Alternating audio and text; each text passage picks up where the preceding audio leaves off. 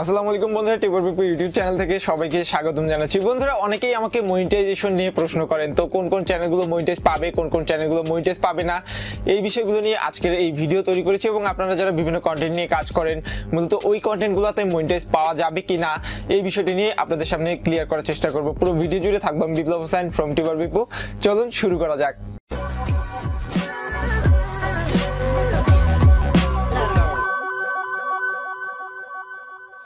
বন্ধুরা, ইউটিউবিং আমরা বিভিন্ন উদ্দেশ্য নিয়ে শুরু করলেও আমাদের সবারই কিন্তু মোটামুটি একটা উদ্দেশ্য থাকে, ইউটিউব থেকে টাকা ইনকাম করতে হবে। আর টাকা ইনকাম করতে গেলেই আপনাদের সর্বপ্রথম যেটা করতে হবে, ইউটিউবের চ্যানেলটা মনিটাইজেশন অন করতে হবে। তো মনিটাইজেশন অনের ক্ষেত্রে ইউটিউব যে আপডেটগুলো নিয়ে আসছে, এই আপডেটগুলোর প্রতি যদি আপনারা খেয়াল করেন তাহলে দেখা যায় যে অনেক চ্যানেল মনিটাইজেশনের আন্ডারে আসছে না বা অনেক চ্যানেল মনিটাইজ ফেয়ারলি হচ্ছে না। তো মূলত কোন কোন ভিডিওগুলোতে মনিটাইজ দিবে না বা কোন কোন ভিডিও আপলোড করলে আপনার চ্যানেলে মনিটাইজ দিবে না, এটা নিয়ে যেহেতু কথা বলবো, সেহেতু ইউটিউব কিন্তু যেই কথাটা বলেছেন যে আপনার নিজস্ব কোনো ক্রিয়েটিভিটি, অর্থাৎ আপনার ভিতরে যে ক্রিয়েটিভিটিটা রয়েছে এটা নিয়েই আপনি ভিডিও বানান, হোক সেটা ভয়েস ওভার, হোক সেটা ফেস ক্যাম, হোক সেটা ফানি ভিডিও, যে কোনো টাইপের ভিডিও, কিন্তু আপনার ক্রিয়েটিভিটি দেখিয়ে ওই ভিডিওগুলো তৈরি করতে হবে। তাহলে ইউটিউব কিন্তু আপনাকে মনিটাইজেশনের জন্য এলিজিবল করে দিবে, অর্থাৎ আপনার চ্যানেলে মনিটাইজেশন অন করবে।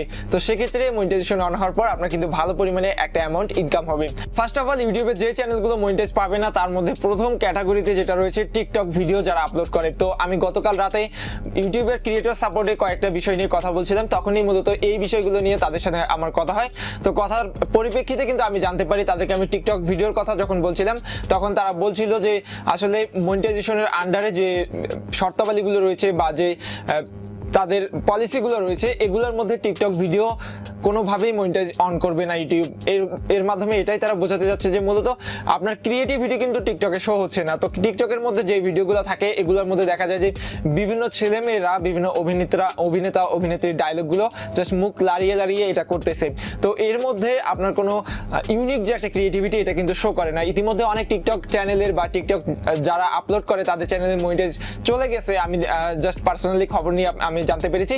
এবং কিছু চ্যানেলের মনিটাইজ রয়েছে, আমার মনে হয় যে সেগুলো খুব দ্রুত চলে যাবে, কেননা ইউটিউবের ক্রিয়েটর সাপোর্টে কথা বলে আমি যেটা জানতে পেরেছি যে এই চ্যানেলগুলো নতুনভাবে কোনোভাবেই মনিটাইজ অন হচ্ছে না। আবার অনেকেই আমাকে ফেসবুক পেজে মেসেজ করছে যে ফাইয়া, আমি টিকটক ভিডিও আপলোড করছি, আমার 70-80 হাজার সাবস্ক্রাইবার, কিন্তু বারবার মনিটাইজেশনের জন্য অ্যাপ্লাই করার পরেও তারা রিজেক্ট করে দিচ্ছে।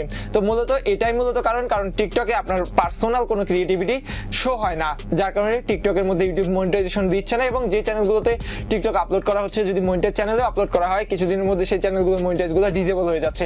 যে ক্যাটাগরিটা আমি রেখেছি এটা হচ্ছে যে বিভিন্ন ধরনের নাটক থেকে ফানি অংশ কেটে কেটে ইউটিউবে আপলোড করা। আপনারা অনেকেই এটা জানেন যে যারা নাটক দিয়ে বিভিন্ন ফানি অংশগুলো কেটে কেটে ইউটিউবে আপলোড করছে, যেটা রিউজের আন্ডারে পড়ছে। আমি রিউজ নিয়ে একটা ভিডিও বানিয়েছিলাম এর আগে, আপনারা অবশ্যই দেখেছেন। ওই ভিডিওটাতে আমি কিন্তু এই বিষয়গুলো তুলে ধরেছিলাম যে বড় একটা ভিডিও থেকে আপনারা কেটে কেটে এমনিতেই কপিরাইট, তার উপরে রিউজ। তো রিউজ করার কারণে এই ভিডিওগুলোতেও আপনার কিন্তু পার্সোনাল কোনো ক্রিয়েটিভিটি শো হচ্ছে না। ইউটিউবিং স্টার্ট করার আগে অবশ্যই আপনার মাথায় রাখতে হবে যে আপনার পার্সোনাল কোনো ক্রিয়েটিভিটি ইউটিউবে কিন্তু শো করাতে হবে। তো আপনি নাটকের কোনো ফানি অংশ কেটে এনে লাগায় দিচ্ছেন, অথবা অনেকেই দেখছি যে বিভিন্ন কার্টুন বা নাটকের অংশ লাগিয়ে দিয়ে 5-6 মিনিট বা 2-3 মিনিট তৈরি করে বিভিন্ন ডায়লগ দিয়ে এগুলো ইউটিউবে আপলোড করে দিচ্ছে। এগুলোতে ভিউ কিন্তু মোটামুটি ভালো পাওয়া যায়, কোনো রকম শুটিং ছাড়া বা নিজের কোনো বুদ্ধি খাটানো ছাড়া, শুধুমাত্র এডিটিংয়ে একটু বুদ্ধি খাটাইলে হয়। তো এই চ্যানেলগুলোতে মূলত ইউটিউব মনিটাইজেশন দিচ্ছে না। 3 নম্বরে যেগুলো রয়েছে সেটা হচ্ছে ফেসবুক লাইভগুলো, অর্থাৎ বিভিন্ন অভিনেতা অভিনেত্রীর দেখি যে ফেসবুক লাইভগুলো এনে আপনি কিন্তু ইউটিউবে আপলোড করে দিচ্ছেন, এবং এক পর্যায়ে মনিটাইজেশনের জন্য অ্যাপ্লাই করার পরও কিন্তু আপনার রিকোয়ারমেন্ট পূরণ হওয়া সত্ত্বেও কিন্তু আপনার কি হচ্ছে না, মনিটাইজেশনটা অন হচ্ছে না। এটার একমাত্রই কারণ যে এখানে আপনার কোনো পার্সোনাল ক্রিয়েটিভিটি বা আপনার নিজস্ব কোনো ক্রিয়েটিভিটি এখানে শো হচ্ছে না। ইউটিউব কিন্তু বারবার বলছে যে আপনার নিজস্ব ক্রিয়েটিভিটি শো করানোর জন্য ইউটিউব, আপনি যেটা ভালো পারেন এটা দিয়ে ভিডিও মেক করে ইউটিউবে আপলোড করেন, ইনশাআল্লাহ আপনার মনিটাইজ 100% অন হবে। আমি গতকাল রাতে ক্রিয়েটর সাপোর্টে কথা বলে এই 3টা বিষয় নিয়ে মোটামুটি ক্লিয়ার হয়ে গেছি, যার কারণে এই 3টা আপডেট আপনাদেরকে দেওয়ার ছিল। আর তারা যে বিষয়টি হাইলাইট করেছে যে ইউটিউব মনিটাইজেশন, আপনার চ্যানেলে মনিটাইজেশন দেওয়ার পূর্বে আপনার চ্যানেলটা কিন্তু বারবার রিভিউ করে যে আপনার কন্টেন্টটা লিগ্যাল কিনা, আপনার কন্টেন্টে কোনো কমিউনিটির বিরুদ্ধে পোস্ট রয়েছে কিনা, বা আপনার কন্টেন্টে কোনো কপিরাইট রয়েছে কিনা, যতটুকু ফেয়ার ইউজ করা যায় তার বাইরে কোনো কপিরাইট রয়েছে কিনা, এগুলো বিষয়ে কিন্তু ইউটিউব খুব ডিপলি ফলো করার পরে তারপরে কিন্তু আপনার মনিটাইজেশন এনাবেল করে দেয়।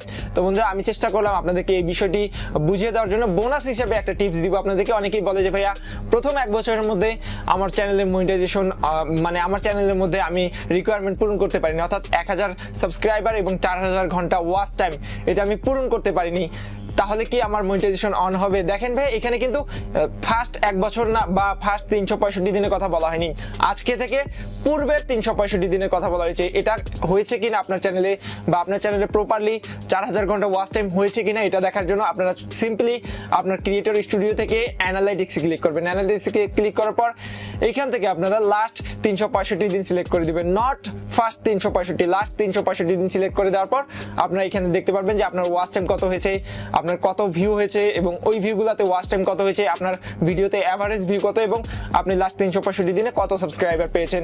তো আমি বিষয়গুলো কিন্তু ধীরে ধীরে আপনাদেরকে বুঝিয়ে দিলাম। তারপরেও যদি কোথাও বোঝার সমস্যা হয় অবশ্যই কমেন্টে প্রশ্ন করবেন, আমি উত্তর দেওয়ার চেষ্টা করব।